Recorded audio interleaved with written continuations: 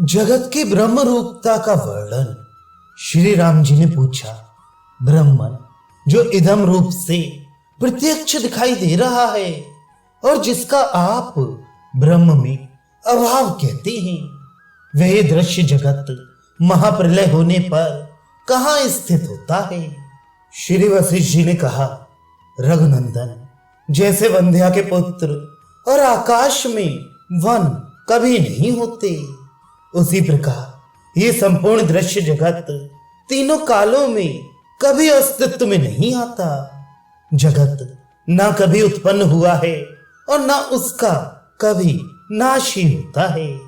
जिसके पहले सत्ता ही नहीं है, उसकी उत्पत्ति कैसी और उसके विनाश की चर्चा कैसी?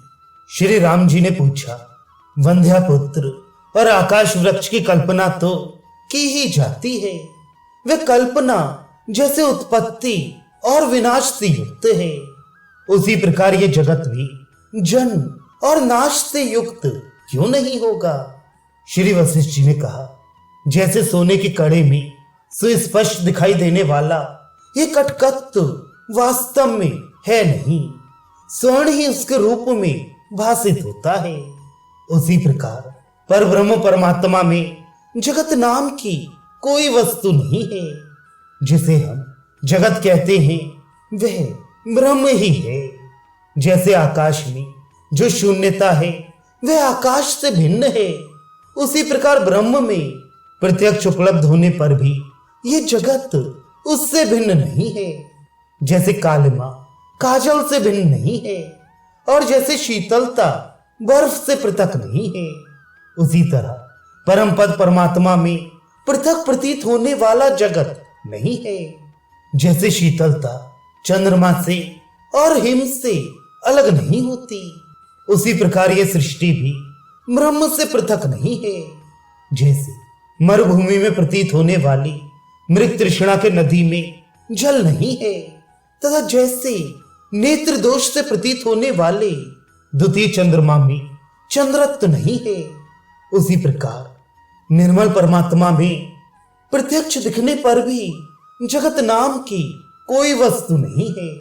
स्वप्न में स्वप्न देखने वाले पुरुष के अंतःकरण में जो स्वाप्निक जगत की भ्रांति होती है, वह जैसे ज्ञान का विकास मात्र है, उसी तरह सृष्टि के प्रारंभिक काल में ब्रह्म में ही इस जगत का विकास हुआ है, अतः यह उससे भिन्न नहीं है।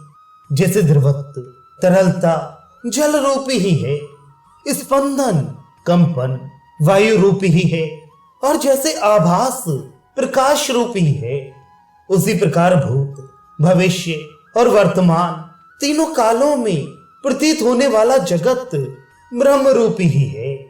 जिस प्रकार स्वप्न देखने वाले पुरुष के भीतर का चैतन्य ही ग्राम नगर आदि जैसा प्रतीत होता है, उसी प्रकार परमात्मा में उसका अपना चिन्मय स्वरूप ही जगत सा भासित होता है।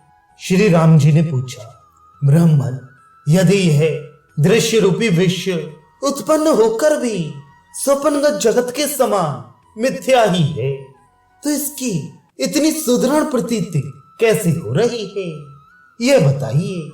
श्री वशिष्ठ जी ने कहा, श्री राम, ये जगत सर्वात्मक ब्रह्ममय ही है, ब्रह्म से भिन्न कदापि नहीं। जगत रूप में जो इसकी प्रतीत होती है वह सर्वथा असत है। रघुनंदन, ये प्रसिद्ध परमात्मा एक ही है, उसके विषय में द्वितीय होने की कोई कल्पना नहीं है। उस अद्वितीय परमात्मा में यह जगत जिस प्रकार उत्पन्न हुआ है वह तुम्हें आगे चलकर बताऊंगा। प्रिय श्री राम, उसी से ये सारे दृश्य पदार्थ विस्तार को प्राप्त हुए हैं। वे परमात्मा ही ये व्यष्टि और समष्टि रूप जगत है। दृश्य वस्तुओं के दर्शन और मननीय वस्तु के मनन के जो जो प्रकार हैं, उनके रूप में वे स्वयं ही उदित और विलीन होता रहता है। उसी के आविर्भाव और तिरोभाव होते रहते हैं।